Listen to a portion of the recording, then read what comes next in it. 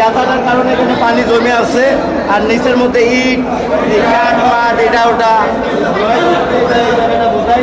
আমরা নামেই দেখছি নিচে আরো কি কোনো সিঁড়িমিড়ি আছে নাকি। সবাই বলতেছে এটা আন্ডার গোডাউন, মানে আয়নাঘর আমরা নামছি দেখার জন্যে। আমরা দেখার লেগে এসেছি, আমরা সাহস করে এখানে নামছি, সব দেখি অদ্ভুত করে পানি। এই গাথায় আমি নামছিলাম, আর কোনো যাওয়ার মতো জায়গা নাই। আমি পানি মানে বিল্ডিং এর সাইড কোনায় আমি হাইটে দেখছি এই জায়গাটা একটু গ্যাপ, মানে লিফটের গাথাটা, এই গাথাটার কারণে এখানে পানি জমে আছে, আর নিচের মধ্যে ইট, কাঠ মাঠ এটা ওটা বোঝাই। আমরা নামেই দেখছি নিচে আরো কি কোনো সিঁড়িমিড়ি আছে নাকি।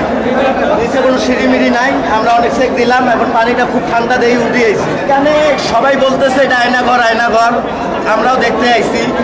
আমরা সাহস করি অনেকজন মিলে নামছি, নামে সাইড আমরা হাইটে বেড়ে দেখলাম এই এক হাঁটু পানির মধ্যে এই জায়গাটা আমার লাগছে একটু ডিপ, গভীরে। ওখানেও আমি নামছি, ওখানে আমার 1 ফুট পানি, কিন্তু এখানে 6 ফিট পানি আছে।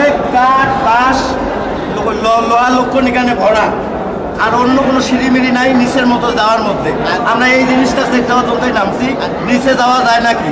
কিন্তু এখানে অনেকজন বলতেছে চুল মূল, এটা আমরা অনেকক্ষণ উঠে গেলাম, আমরা পাইলাম না। আর গভীরতা চেক করার জন্য আমার